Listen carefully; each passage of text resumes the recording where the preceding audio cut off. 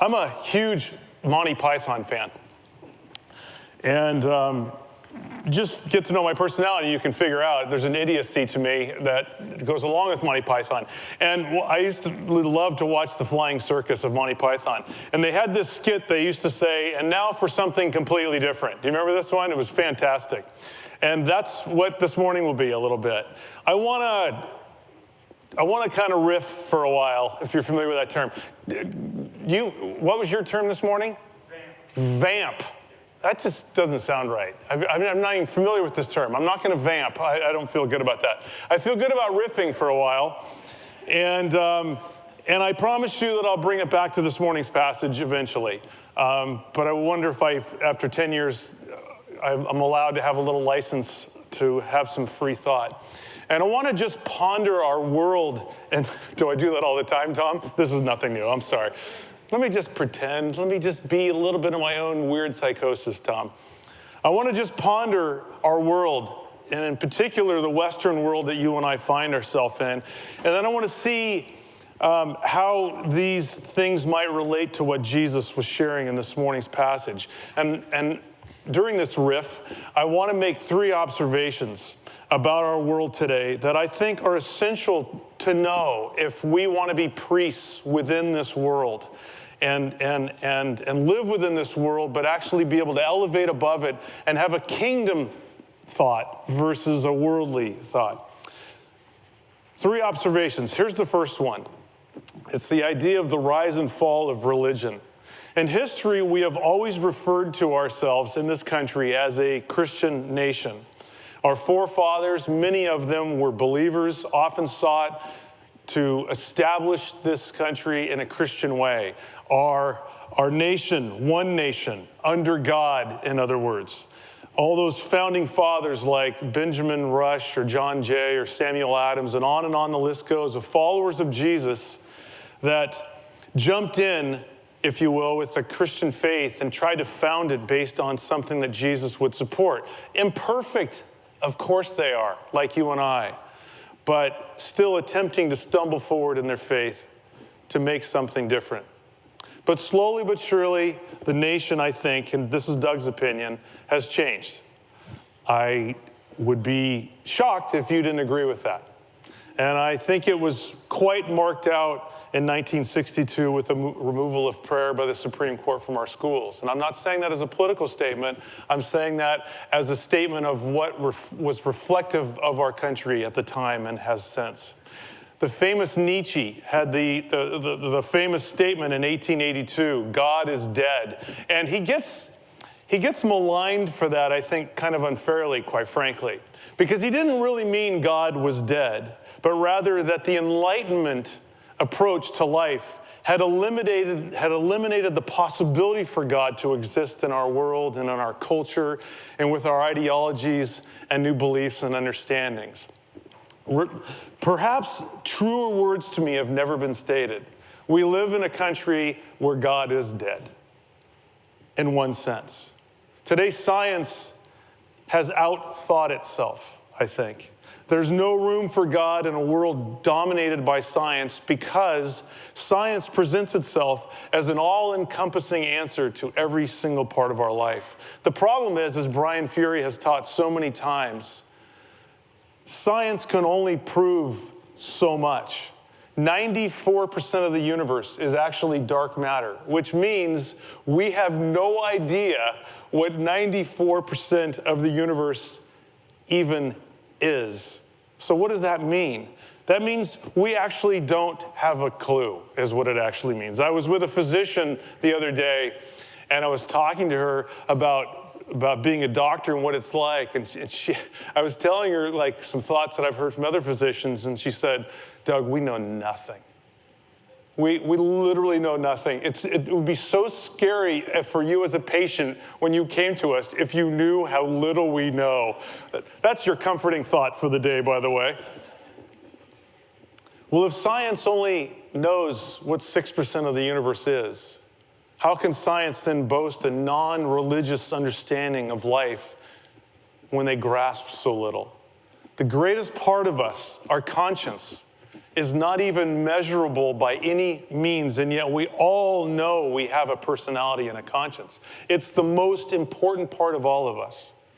Science, as great and helpful as it is in fact a religion. It requires a tremendous amount of faith. Only 6% can be observed and measured by science, yet it claims to know 100. I would argue this requires way more faith than my faith of following Jesus, quite frankly. But we're still left with the reality of what the West has now become. I'm sorry to burst your bubble, but I've burst this on many occasions. We are not a Christian nation anymore, and we should stop pretending we are. The concept of God has become almost ridiculous in our culture. So much so that we don't even realize, but unconsciously as followers of Jesus, we don't even like to say out loud a lot of times who we believe in and why, because it's become silly. For the entire history of the world, people thought of life in spiritual ways, that there was always a God or at least gods behind everything. And it may sound like kooky thinking today, but it was always assumed there was a God behind all of life in the entire span of history of our world. Only of late has the world gravitated towards this idea that science and logic somehow displaces any thought or need of a God behind it. You see, religion isn't dying out. It is, in fact, shifting. The majority of our country, for the first time, says they have no religious affiliation. And yet, this is fascinating, research shows that prayer is on a sharp increase everywhere around us. How does that make any sense? We have no sense of God, no sense of faith, no sense of a religious affiliation, and yet we're praying all the time. I keep hearing religion is on the decline, but I think a better way of saying it is that church attendance is actually on the decline. But religious approach to life is actually going really strong. You see, the world removes God and they still create their own religion. It's called science. So what's my first conclusion? There is no religion. Everyone has a religion. Everybody you ever talk to, especially those that say strongest they have no faith, have a faith. Here's observation number 2. Truth or relativism. You remember this famous discourse between Jesus and Pilate in John 18. And Pilate said to Jesus, "So you are a king?"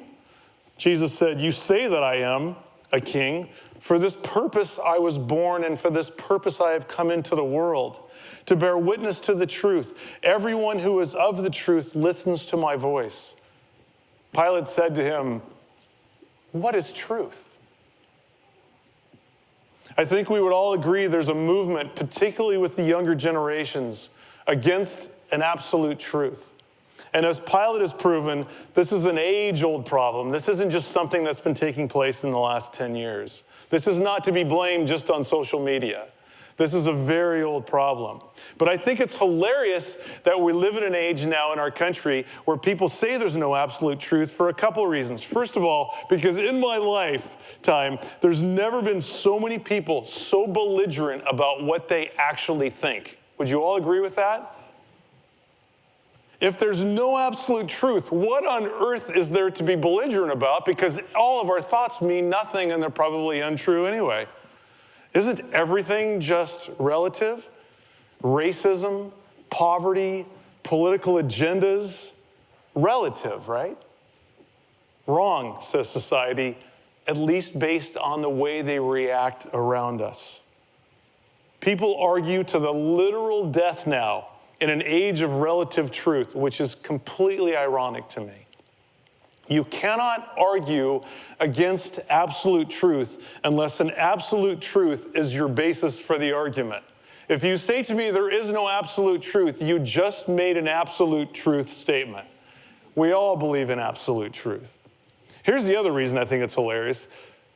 There's this push against absolute truth, but how's it going? When was the last time you just meandered through San Francisco? I was listening to an interview of a store owner in downtown Seattle who seems to have figured out, as well as San Francisco, how to run things. And she runs an art dealership, and she can only meet with people by appointment only in downtown Seattle because she keeps getting robbed. She's already lost $20,000 in art. So you have to call her, make an appointment with a security guard. She opens the door in downtown Seattle to sell her goods.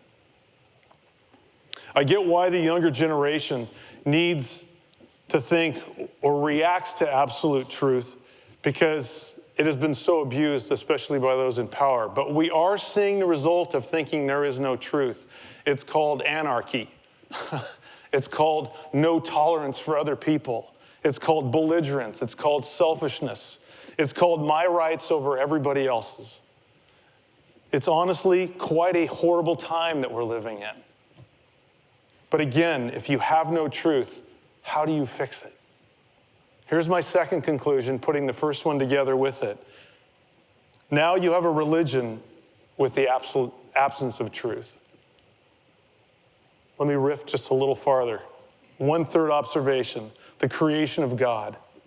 The Bible, which I personally believe speaks truth and has absolute truth, has all kinds of statements about life.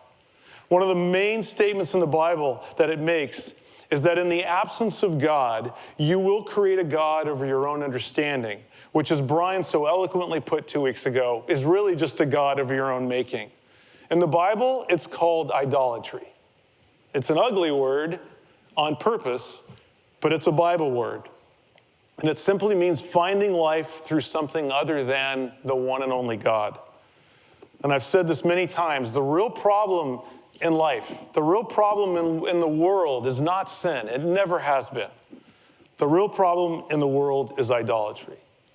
This was the problem in Genesis 3, worshiping and serving anything in the place of the one true God. Well, why? Why is that such a problem? Because since humans are made for the life that comes only from this God of order and love, to worship that which is not God is to fall in love with chaos and destruction and death. It is to fall in love with disorder and decay and death. When humans reject God, they hand to non-divine forces a power and authority they were never supposed to have. Non-divine forces that are self-serving, selfish, destructive. They are things that want to capture our souls. Peter in his epistles said they wage war against our souls because they promise life and happiness and fulfillment and peace, and they cannot deliver. So what is happening in our time? God is being outright rejected, but something has to take his place in the hearts and minds of each and every person. There is no God. So what is taking the place of God in society today? I think it's ideology. Jordan Peterson, who I highly admire, and I love watching his journey of trying to discern who Jesus in the Bible is, speaks of this a lot. He had this to say: the worship of the rational mind makes you prone to totalitarian ideology. The church always warned against this. The warning was that the rational mind always falls in love with its own creations. The intellect is raised to the status of the highest God. The highest ideal that a person holds, consciously or unconsciously, that's their God. It functions precisely in that manner. It exists forever. It exists in all people. It takes them over and exists in their behavior. That's a God. He went on to say this: the pride of the intellect. The intellect is the most incredible human capacity.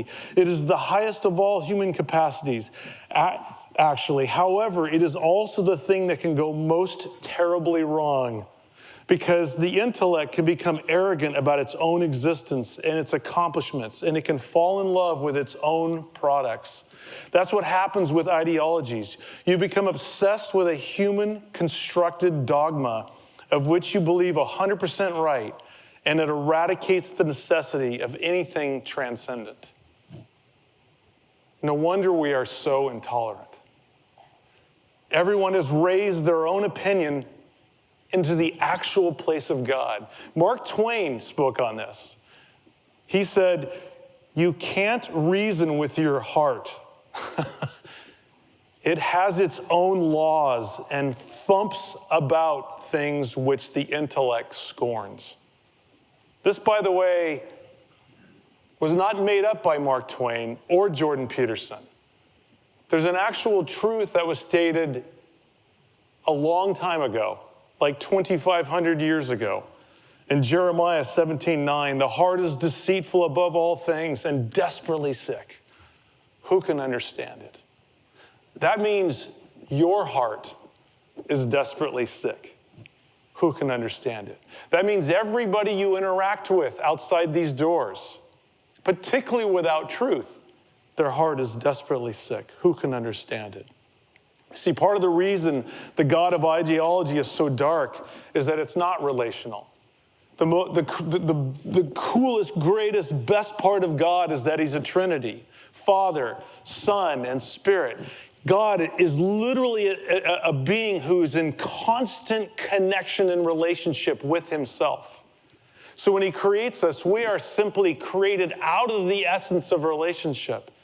But ideology stands on its own. Ideology is a reflection of what our world is today. So what's my final conclusion when we look at all three of these together? We now have a society with a religion of its own, of each person's own ideology, with a God of their own making, not based upon truth, but upon what every individual thinks. What a scary thought. But this is something that we as followers absolutely must wrestle with.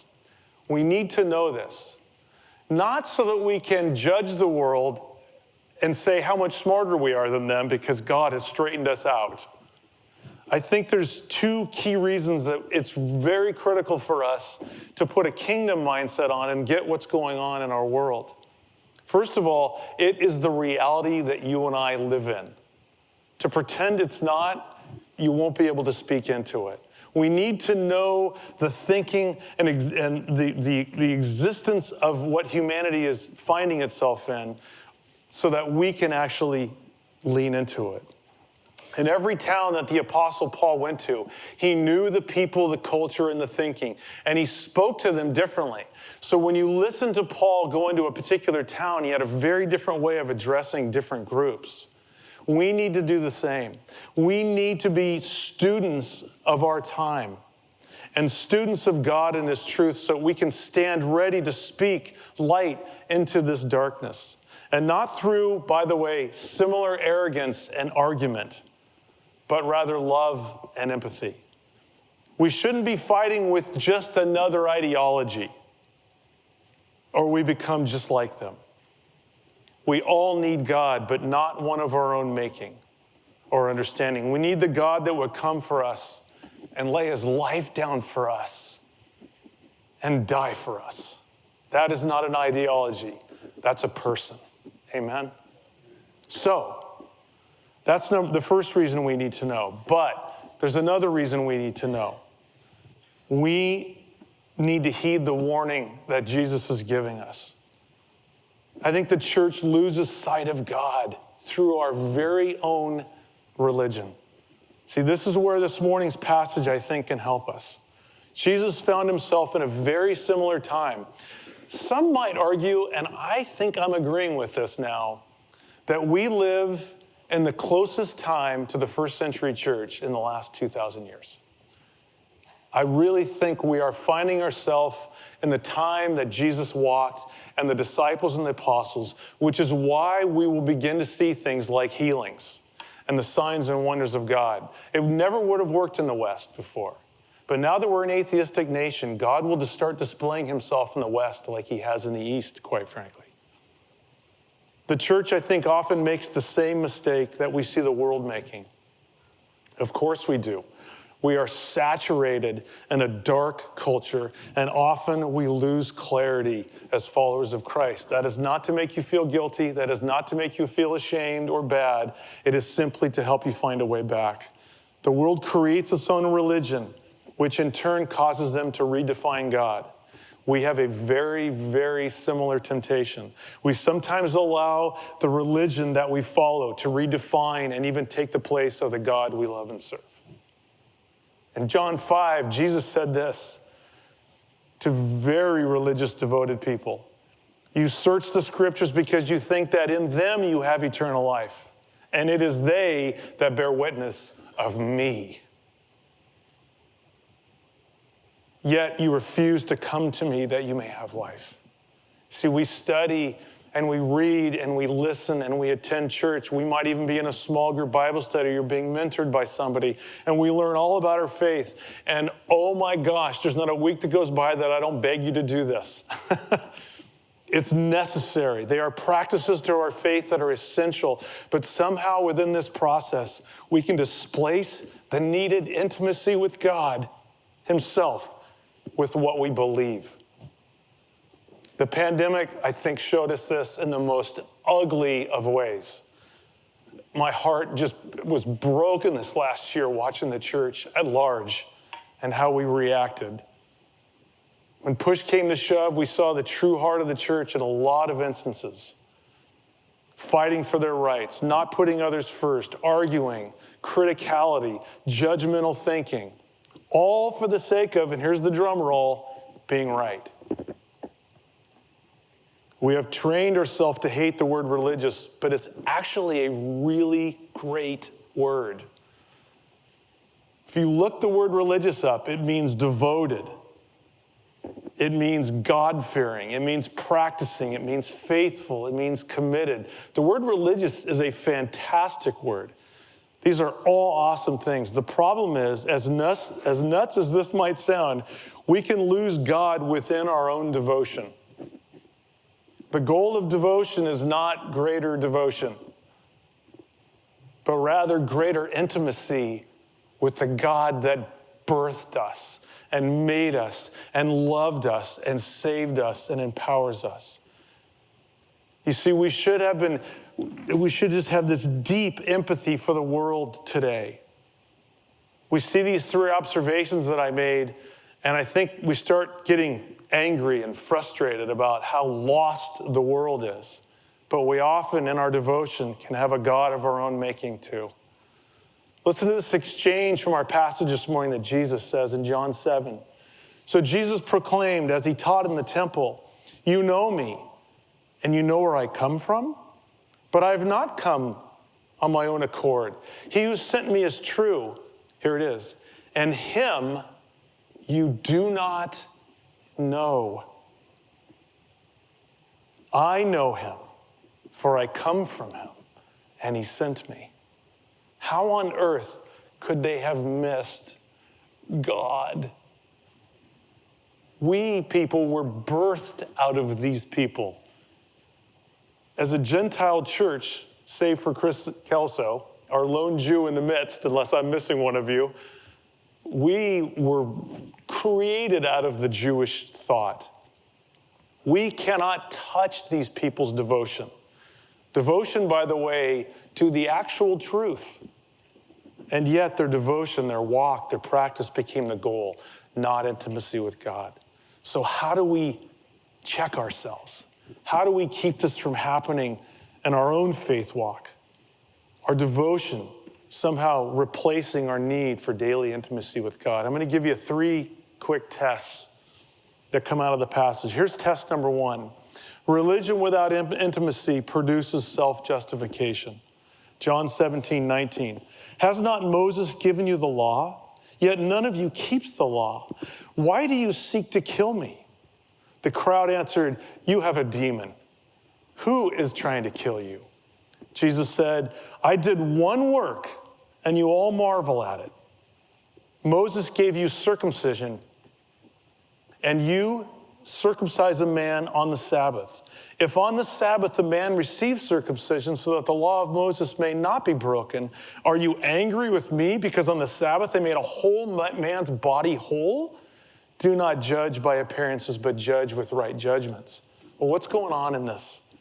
They were using the parts of the truth, the faith that justified themselves, even if it meant breaking other parts. And they're insisting on keeping the Sabbath and beating Jesus up for it, and they want to kill him at the same time. This seems a little ironic to me.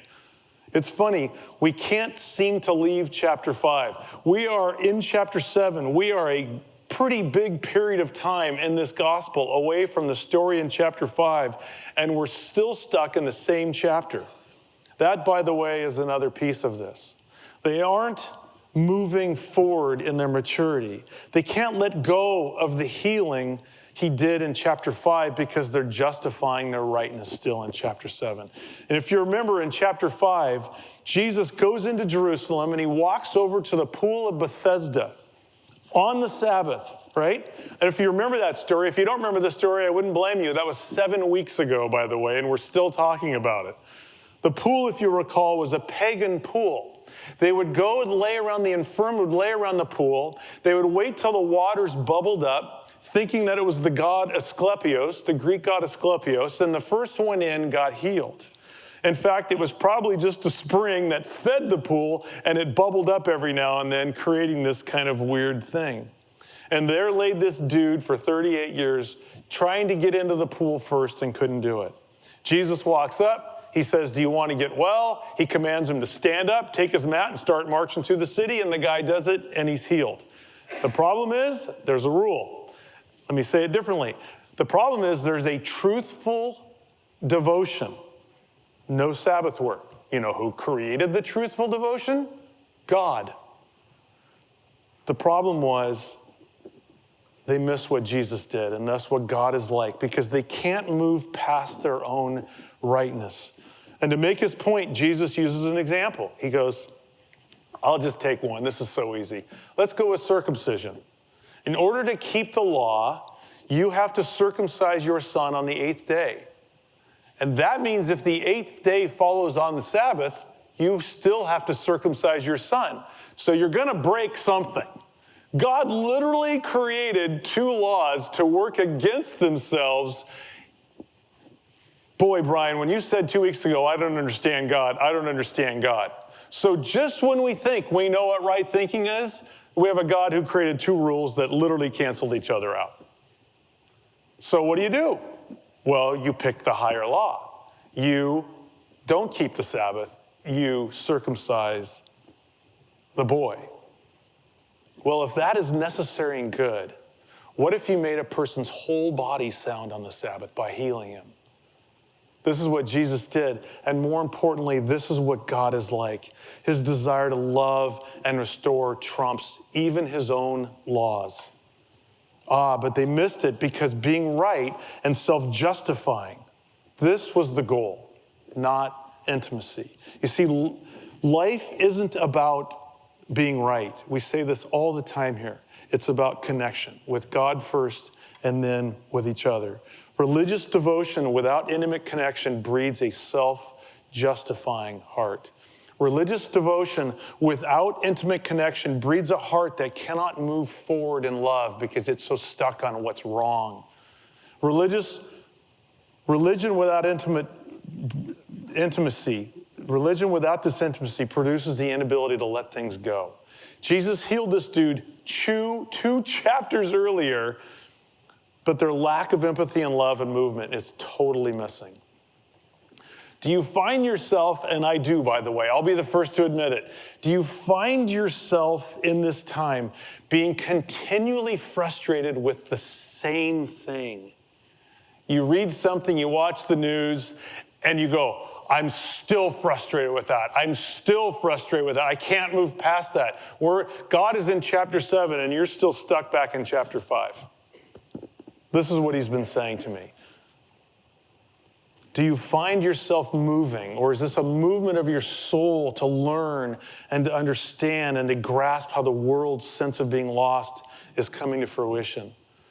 This only comes as you daily make it your goal to spend time intimately in the presence of God, in prayer and in silence and in listening. Here's test number 2. Religion without intimacy produces blind criticality. It is impossible to really be with God and not be changed. If you spend time with God and there's no change, you have not been with God. Do you have people in your life? I have friends that I love to be with them because every time I'm with them, I walk away and I'm a better person. I want to be a better person. You have people like that? I mean, I know you bring people to mind. You're just like, wow. Lynn and I, on her 60th birthday, she goes, why do you keep bringing this up? On her 60th birthday, we skied with this couple, Steve and Sally Beck, and they used to go to our church years and years and years and years ago. And Steve and I are very different dudes, but man, this guy follows Jesus. He is so committed to following Jesus, he doesn't care what he loses. And by the end of the day, I looked at him and I gave him this hug and I said, thank you. And he looked at me like, for what? And I said, because my faith has been revitalized just by listening to you and being around you all day. This is what God is supposed to do for us. This is what he does without trying, unless we are actually not with him. Intimacy with God produces a life-giving heart. You see, in this passage this morning, we are seeing a stark picture of what can happen to us. Religious devotion without intimate connection breeds a critical, judgmental spirit. If God were just about being right, you and I would be toast. Remember the parable. He who loves little has been forgiven little. He who loves much has been forgiven. Do you realize that doesn't mean some of you have been forgiven little? It doesn't mean that. It means some of us think we have been forgiven little. Time spent in intimate, honest connection with God reminds us what he overlooks all the time. It breeds humility because we are in the presence then of somebody not like us. We are dust, and yet he highly regards you and I. Here's test number 3. Religion without intimacy produces a very limited God. They profess to not understand who Jesus is or where he comes from or even what he represents, and yet he's got a demon. And this keeps coming up, by the way. They're going to say it again in chapter 8. They're going to say it again in chapter 10. They don't know where he came from. They don't know what he's about, but they know exactly what's going on with him. And we imagine Jesus making this big, huge argument to prove to them his messiahship, but that's not what he does. He flips the whole deal on its head. Their real ignorance, Jesus says, isn't about him, but it's about his Father. It isn't that they know God, they just can't figure Jesus out. Rather, they don't even know God, so naturally, when Jesus stands in front of them, they cannot make the natural correlation between Jesus and his Father. They know, here it is, the God of their own making. Religious devotion without intimate connection breeds a God of our own making. Take what you like, take what fits your ideology, because that's our God, and leave the rest. No one, by the way, none of us know we're doing this. None of us are doing this on purpose. It's a subtle thing. That's why we have a phrase here. Dump your box of rocks out and start over. Over and over and over again.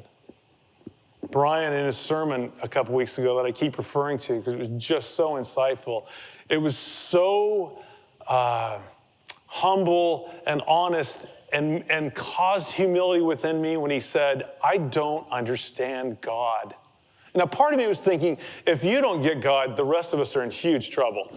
And I know some of you might have had that reaction, but he said, I don't understand him. Well, that doesn't mean Brian doesn't know anything about God. It doesn't mean that Brian doesn't study the scriptures and he's a religious person. He's a devoted, practicing follower of Jesus.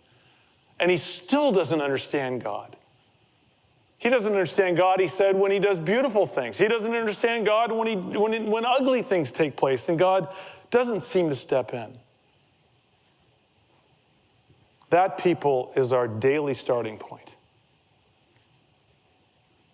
God, here's what I know about you and how you have acted in history. You're good. I can rely on that. You're powerful. You laid your life down for me.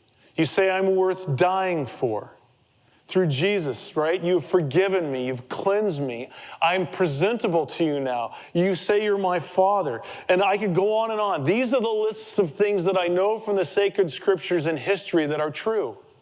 And yet, God, you are beyond me. You are too much for me. You don't feel safe all the time. It feels like you're passing over me. It feels like you hear everyone else, but not me. Don't we feel like this? He's got huge shoulders. Let him have it. He's not rocked at all by you. So God, reveal yourself to me, because I can't make sense of the getting and the not getting. Reveal yourself. John 7:32. The Pharisees heard the crowd muttering these things about him. And the chief priests and Pharisees sent officers to, there it is, arrest him. You see, because Jesus didn't fit their understanding, they were seeking to, the phrase is, arrest him. This is a very different word. It doesn't say to kill him, though we know they wanted to do that too. They were trying to arrest him, which to me is analogous to boxing him into their own making. See, arrest, I heard this on a podcast the other day. Arrest and incarceration are not the same thing. To arrest somebody is to stop something in its process. It's to control it by getting it to stop. So you arrest it. That's what they want to do. But we need to cling to the God of truth, the God of the Bible, no matter how wild and unsafe he might feel. Not our own understanding and our own making. Come to God daily with an empty box and pursue him as he is. And he has revealed himself in Jesus.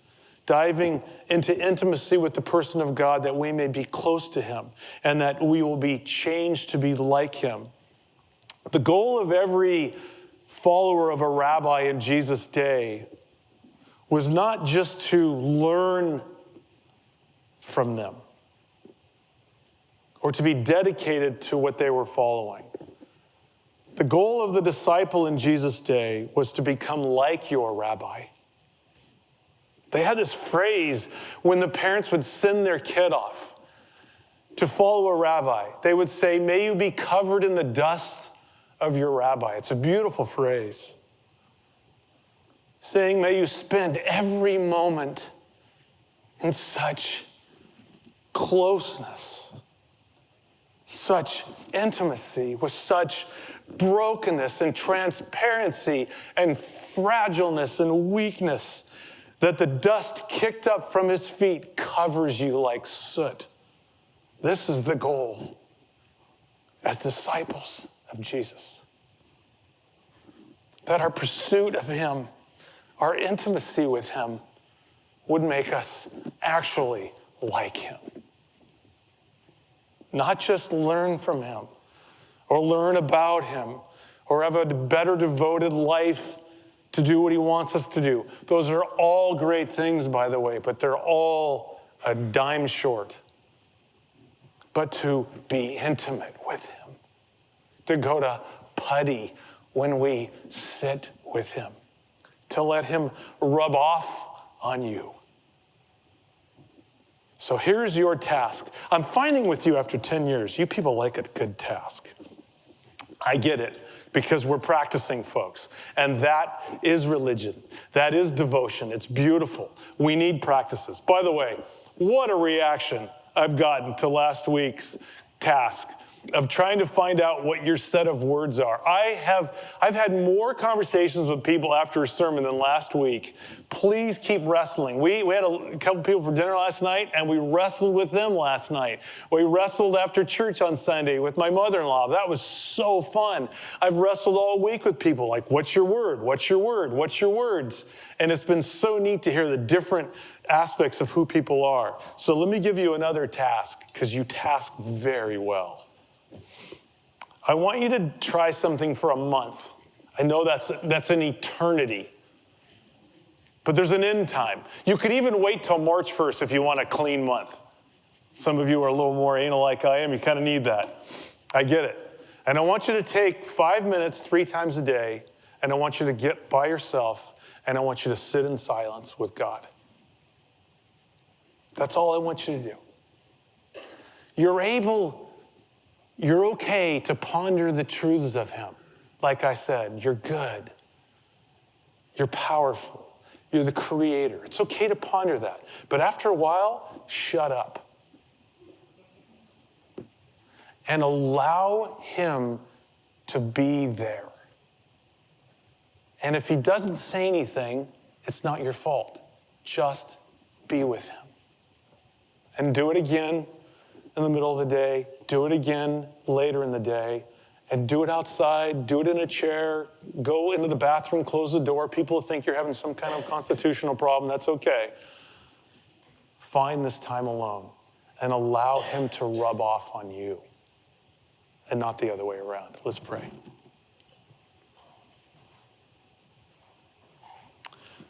Jesus, thank you that you are somebody that we want to be like.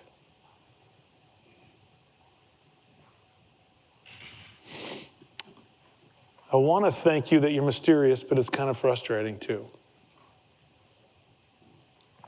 But if we had you figured out, you probably wouldn't be God.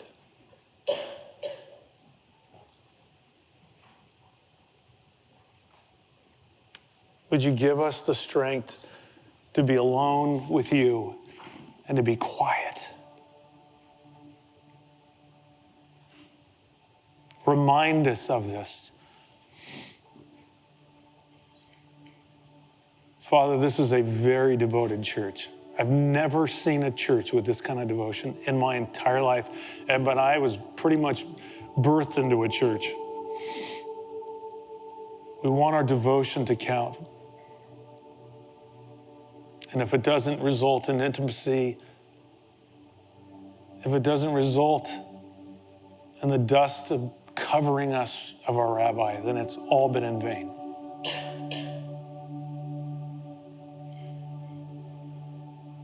And as we sing, would you take these prayers and this worship and these soulful thoughts, and would you somehow encourage the people in Ukraine and in Russia? Would you uplift them and guide them and strengthen them? Would you make your presence infinitely known to them? Despite all the confusion and suffering around them. And I ask for the same thing for everyone here.